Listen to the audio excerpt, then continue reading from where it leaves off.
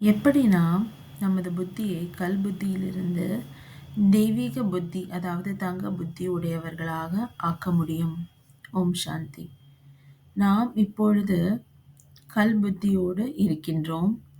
நாம் ஒரு தந்தையின் நினைவு மூலமாக தெய்வீக புத்தி, அதாவது தங்க புத்தியை அடைவோம் என்று இந்த நினைவு சதா ஓடிக்கொண்டே இருக்க வேண்டும்.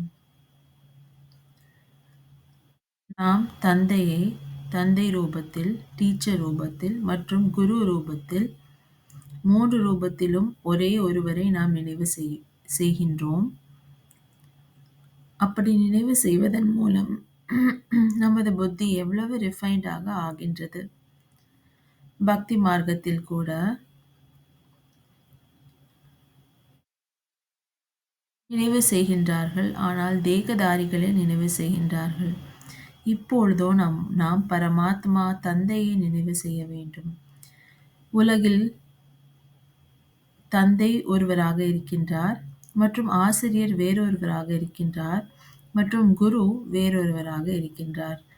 ஆனால் இங்கோ தந்தைதான் ஆசிரியர் குருவாகவும் இருக்கின்ற காரணத்தினால் நாம் அவர் ஒருவரை பரமாத்மாவை நினைவு செய்தோம் என்றால் நமது ஆத்மா மிகவும் நுணுக்கமாக தங்க புத்தி உடையதாக நமது புத்தியும் ஆகிவிடும்.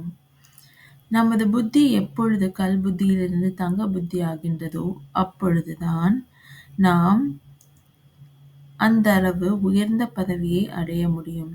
எவ்வளவுக்கு எவ்வளவு நம் புத்தி தூய்மையாகி தெய்வீகமானதாகவும் தங்கமாகவும் ஆகின்றதோ அந்த அளவிற்கு நம் பதவி, அதாவது எதிர்காலத்தின் ஆஸ்தி, தந்தையின் ஆஸ்தி கூட அப்படி கிடைக்கும். பாருங்கள், லக்ஷ்மி நாராயணர் எவ்வளவு முயற்சி செய்திருப்பார்கள் என்று. அவர்களது புத்தி தங்க புத்தியாக ஆகிவிடுகின்றது. ஆகையால்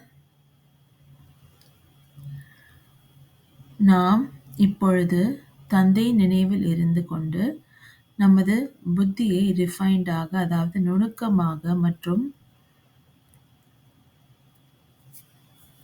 தெய்வீகமானதாக, தங்கமாக ஆக்க வேண்டும்.